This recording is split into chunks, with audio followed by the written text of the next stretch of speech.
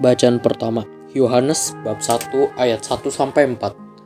Apa yang telah kami lihat dan kami dengar, itulah yang kami tuliskan kepada kamu. Bacaan dari surat pertama Rasul Yohanes.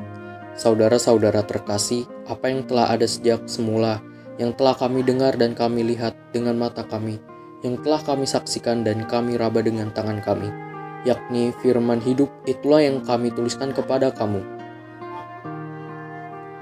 Hidup telah dinyatakan dan kami telah melihatnya, dan sekarang kami bersaksi serta memberitahukan kepada kamu tentang hidup kekal yang ada bersama-sama dengan Bapa dan telah dinyatakan kepada kami.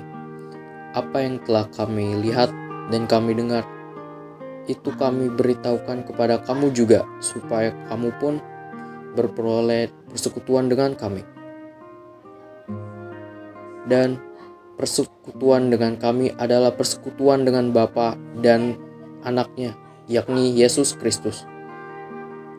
Semuanya ini kami tuliskan kepada kamu supaya sukacita kami menjadi sempurna. Demikianlah sabda Tuhan. Bacaan Injil Yohanes bab 20 ayat 2-8. Murid yang lain itu berlari lebih cepat daripada Petrus, sehingga lebih dahulu sampai dikubur. Inilah Injil suci menurut Yohanes.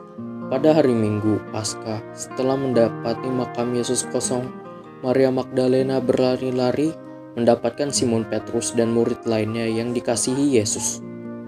Ia berkata kepada mereka, "Tuhan telah diambil orang dari kuburnya dan kami tidak tahu di mana ia diletakkan."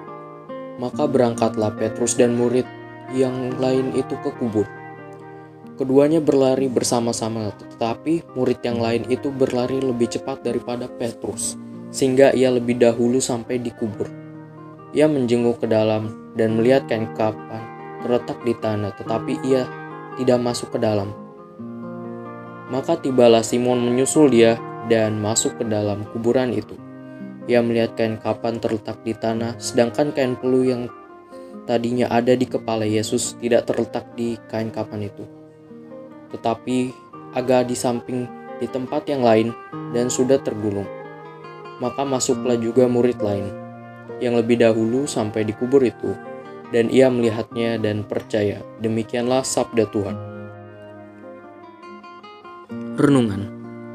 Pesta Rasul Yohanes, penginjil, murid yang dikasihi Yesus, mengingatkan kita akan peran kasih dalam mengenali jati diri Yesus. Setelah bereinkarnasi, Sang Sabda tampil sebagai manusia yang konkret.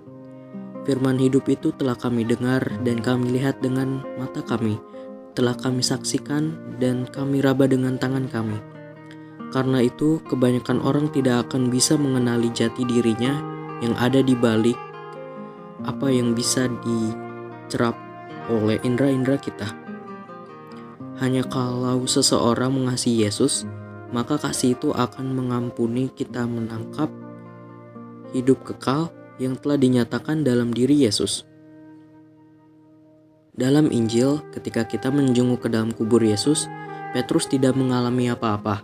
Tetapi ketika murid yang dikasih itu melihat, dia percaya. Artinya murid yang dikasih itu percaya pada ajaran Yesus bahwa dia bangkit dan pada akhirnya dia adalah Sang Firman hidup.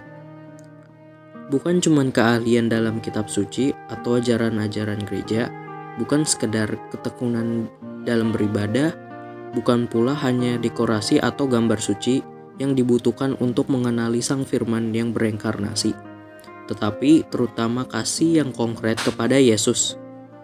Murid yang dikasihi Tuhan dan yang mengasihi Tuhan telah memberikan contoh. Ya Allah, semoga kami bertumbuh dalam kasih akan Yesus Putramu, agar kami mampu mengenali dan mengimani dengan sungguh firman hidup itu dan mengikuti teladan hidupnya. Amin.